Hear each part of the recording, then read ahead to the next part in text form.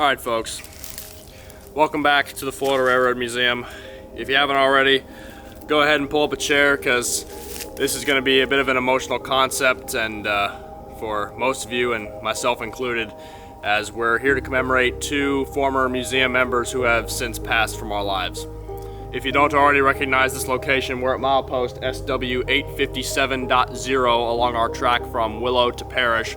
This is where our members' memorial is located. We have a set of plaques of former members who have served time at the museum and have since passed away. And two of those people I'm here to commemorate today at the end of 2023, as I feel I haven't been able to commemorate their passings thus far. And those members' names were Joshua Long and Mark Manley. Joshua Long served for about 3 years here at the museum as our train master, and Mark Manley was simply a crew member who volunteered his time to come out and be a crew member on all of our trains. I believe he made it as far as conductor, but I'm not 100% sure on that. He's been gone from our lives for over a year now, and the thing about Mark is that he was around the museum for as long as I can remember. So for as long as I've been coming out to watch and be a part of these operations, so 2014 and on, so when I was a very young child, he was around here, and he is one of the few people that I can name from this place that made my first set of visits out here and my continuation of visits here memorable. He was a crew member that I would know by name. Mark just always had something positive to say. He was just a wonderful older gentleman, and he really is what I would imagine a conductor to be. Like, if you envision a railroad conductor and then you see Mark Manley, they just match. And as ironic as that is, he was, like I said, one of the few people that I can name that I would argue kept me around this place, and by extension resulted in me beginning a career here. During so many of my visits out here, he would be the crew member who, on the train, as they came by Dickey Road and I was set up with my camera and everything by the tracks, he would yell my name almost every time that they went by, and you have no idea how special that made me feel at that age.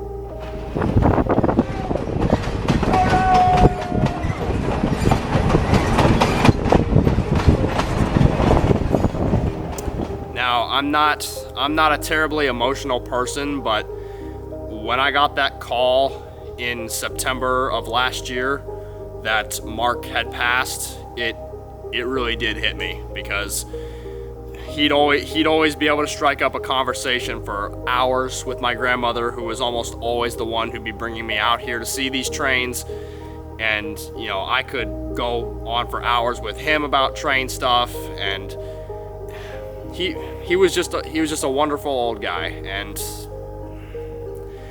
it's hard for me to really talk about his life because I didn't know much of him beyond what I knew of him here, but he made a huge impact on both my life and my future railroad career, because along with a few other people that I won't name here, he was one of the main ones that kept me around for so long. And as a result, I'm now an employee of the museum, and as to him, as well as Josh and everybody else up on that board, I owe everything that I do here to them for allowing this place to continue operations to a point that I could become part of them. Now, as for Josh, I unfortunately didn't get to know him to the extent that I did Mark. As I said, Josh wasn't here for nearly as long. He was only here for about 3 years before he passed. He passed in January of this year, and I did attend his memorial service, which I'll showcase at the end of this video here. But Josh, he was our train master, and from what I heard, one of the few honest ones that the museum had over the course of its operational years. And he too had a gauntlet of stories to tell, as he was a railroad man. I'm not 100% sure of Mark's history around railroading, but Josh, I know, was a railroad man. He worked on the Long Island Railroad and a few others that as one could imagine, I've forgotten by now, but he had a gauntlet of stories to tell, he could always make us laugh in the back shop while we're sitting around waiting for something to do.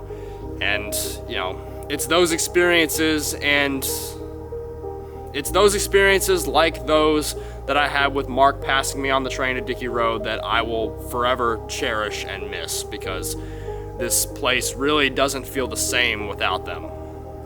And I wasn't sure for a long time if there were going to be memorial plaques made for Mark or Josh, because I'm not 100% sure what the whole legal process is in regards to getting plaques made for our memorial board. But for the majority of this year, there were no plaques posted and no plaques came in to be posted. So I figured that maybe they just didn't wish to have plaques put up, or the proper folks weren't contacted to have it done. But eventually it did happen, because one November morning of this year, this past month, we were working on some equipment in the back shop, and our manager came into me and he handed me a cardboard sheet with plastic wrap encasing 2 bronze plaques, and they were for Mark Manley and Joshua Long. And he tasked me with posting these 2 plaques here at Nichols. So later that morning, when I went down the track with a piece of equipment, I stopped along the way and I posted the 2 plaques just last month. And I feel honored that I was the one who was able to put those plaques up, because I had been waiting to see them for a long time, and both Mark and Josh were 2 people that really made this place a success, and I will forever cherish. But I do have a little bit of perhaps humor to add amongst these arguably sad times. If any of you have ridden our trains since about August of this year, or if you ride them in the future, you will see that apart from the 8 bronze plaques that mount our Nichols Memorial, on the north post of said memorial there is a broken hammer. And that, you may be a little confused when you see that at first, but I'm going to explain it here, because I also have another sign that I'm going to post for this video today. That hammer was part of our track project during the summer, and this is the sign that I have to post for it today. Big John is what we named one of our mini sledgehammers that we were using to drive in railroad spikes for the over 2,500 ties that we put into our track throughout this summer track rehab. Because Big John was not a spike maul or the hammers designed to drive in railroad spikes. It was a mini sledgehammer, so as one could expect, you're going to strike the rail every now and then as you're driving these spikes in. And over the course of that inevitably happening for weeks at a time, there was one night that Big John eventually snapped behind the head, and the hammer was at that point useless. And we sent the picture to our manager in our group chat that we were using for that track project, and his response was, "Lay him to rest at Nichols." And so a couple months later, when I found him lying by the side of the track, I did. Because the extent of work that we put into the track this summer is something that is hard for me to put into words. It's something that you really have to do yourself to understand what coming back to the yard at some nights midnight, drenched in your own sweat, with all your water bottles empty and all your strength taken out of you to put in 75 ties over the course of 5 hours. And that process for 2.5 months straight. I can't put that into words. You have to do it yourself. But unfortunately, most people won't. So perhaps this is my way of symbolizing the work that we went through for those 2.5 months of the extraneous physical and mental strain that it took to get this track done in a timely manner so that American Track could tamp it properly. So for both our manager's joking request and as a symbol of our physical and mental detriment, Big John is now posted at the Nichols Memorial, because it did drive in hundreds of spikes for ties that we put in over this project, and I've since made a sign to signify what the hammer is. And so we're gonna run back here real quick and we'll post this sign as well as take a look at the 2 plaques that we put up for our 2 past gentlemen. So I've added a bit of personal symbolism here in the way that I've posted these. Not that anybody really cares, but I'm here, so I'm going to explain it anyway because I feel like it. And I think the respect to them is deserving of such. So the way that this memorial was set up when I arrived here to put them on is that every spot was filled except for the 2 bottom corners, which was kind of odd to me. And so I was kind of left with the dilemma of, okay, whose plaque should go where? And so what I ultimately decided was that Mark's plaque should go on the left or southernmost side, because all of the memories that I have of Mark and the ones that I will primarily cherish are the ones that happened 1 mile to the south of here at Dickey Road. Every time that he would pass me on that train and he would yell my name, I could show up out of nowhere. I could have been there all day, but every time that he would pass me on that train, he would yell my name for everyone to hear. And that meant more to me than anybody will ever know.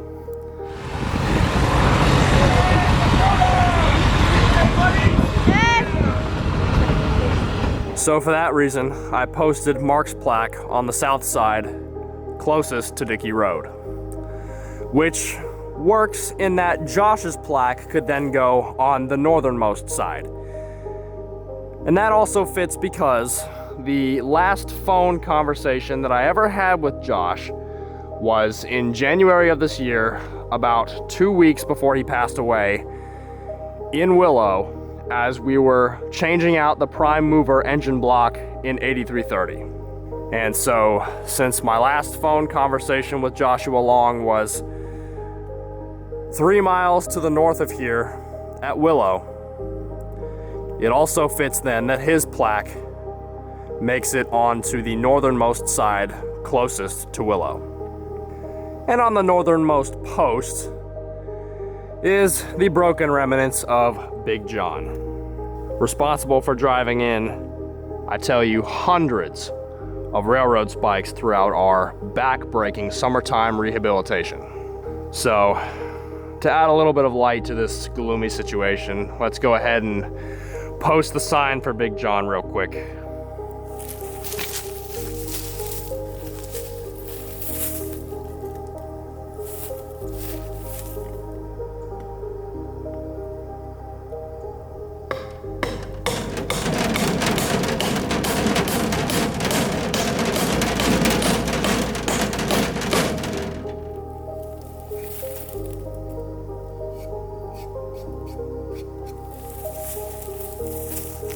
And there you have it.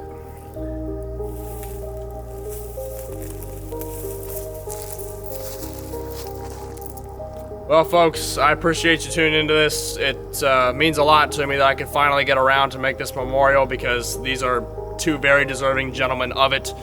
And we are also very busy with our holiday events. Our North Pole Express has been a big hit so far, and we are working 5 days a week, most nights till midnight, to make sure that everybody has a fun time at our Christmas event. So that can kind of be attributed to why I haven't made any videos for this latter part of the year, and why I'm really not working on any besides this one. We spent the entire month of November decorating everything and preparing for our Christmas event, and now we're gonna spend the next month working it. So it's a lot on us, but we're gonna get it done, and it's gonna be a good deal. And like I said, it makes me feel good then that I could find some time to get around to make this, because these guys really deserve it. And again, I owe everything that I ever do from this point on to those 2 gentlemen and everybody else on that board. So I'm glad that I could finally commemorate them in this way. While I don't believe Mark received one of these from the museum, unfortunately, Josh did receive a memorial service on February 25th of this year, where we took a train from Parrish to Nichols, and his family was able to spread some of Josh's ashes here at the Nichols Memorial site. And so while I'm not a terribly spiritual person by any means. I do believe that if not all of it, some of his spirit, as well as Mark's and anybody else who has perished along this line over its 100+ years of operation, is still with us in some form or another, if not here, in multiple or any other place along this 6.5-mile stretch of history. So since we did attend Josh's memorial service on February 25th, I am going to play those clips for you here to end off this video. And so we'll take a ride real quick from Parish to Nichols.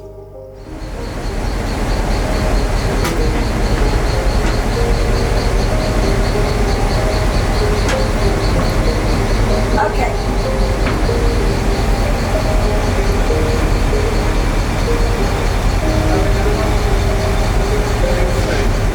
Even though I walk through the valley of the shadow of death, I will fear no evil.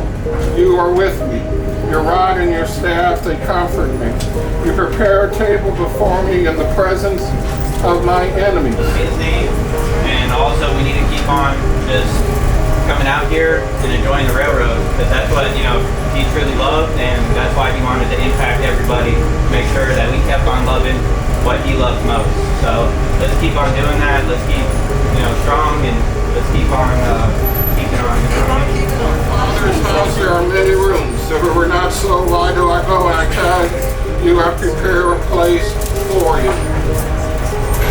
And if I go and prepare a place for you, I will come back and take you to be with me, that you also may be where I am. You know the way and the place where I'm going.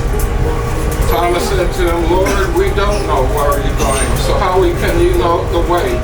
And Jesus said, I am the way, the truth, and the life.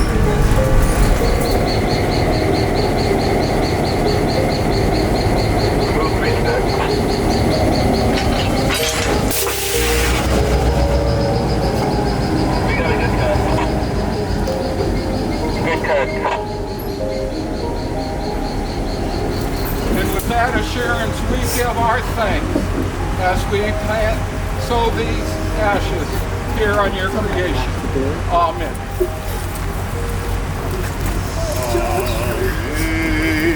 Amazing grace was mine, but now I see.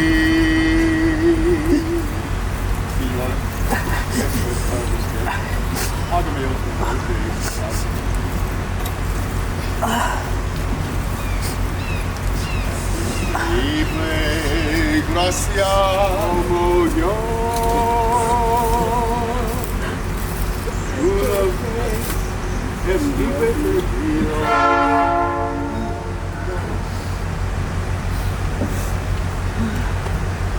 5, 4, 3.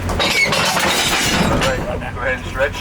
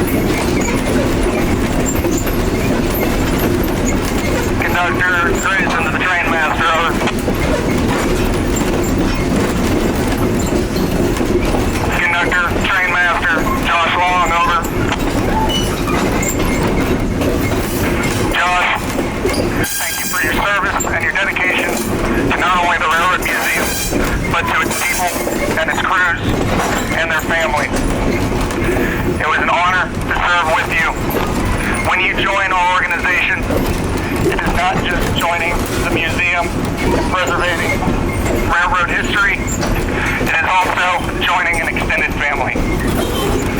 All that you have done for each and every one of us, encouraging and inspiring us and what you have done for my family and my son, as well as all of us, will not be forgotten.